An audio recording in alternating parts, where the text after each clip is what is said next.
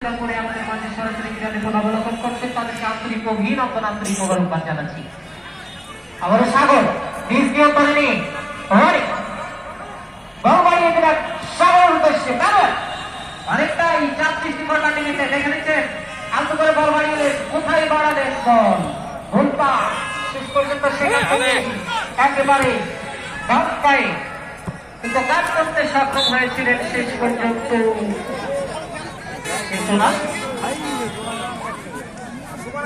চলে গেল 500 রেখা অতিক্রান্ত করে মাঠের বাইরে। সেই সৌভাগ্যের প্রায় এগিয়ে যাচ্ছেন ঠাকুরহাট উপজেলা ফুটবল একাদশের খেলোয়াড়।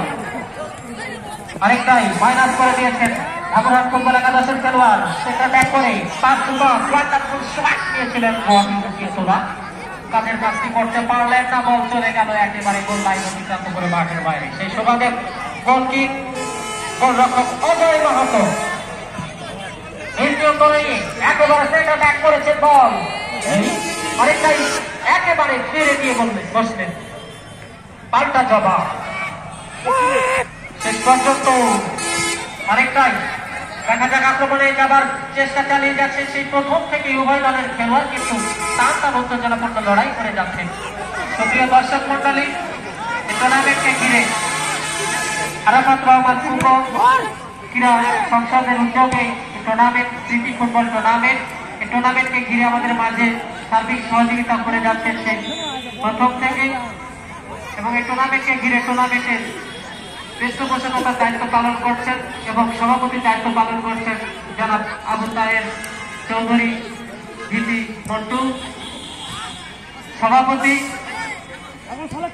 আরাফাত রহমান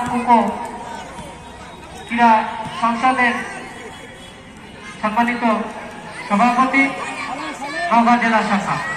সেই সুবাদে আবারও দেখা যাক দিবসের কাছাকাছি থেকে অনেকটা চাপ সৃষ্টি করবার নিমিত্তে দেখা যাক আক্রমণে যাবার চেষ্টা। এখনো পর্যন্ত ঠাকুরহাট উপজেলা ফুটবল একাদশের খেলোয়াড় লম্বা করে বল বাড়িয়ে দিয়েছিলেন কিন্তু শেষ পর্যন্ত নিয়ন্ত্রণে নিলেন সেখানেই গোলরক্ষক অজয় মাহাতো বল বাড়িয়ে দিয়েছিলেন গোলপাস।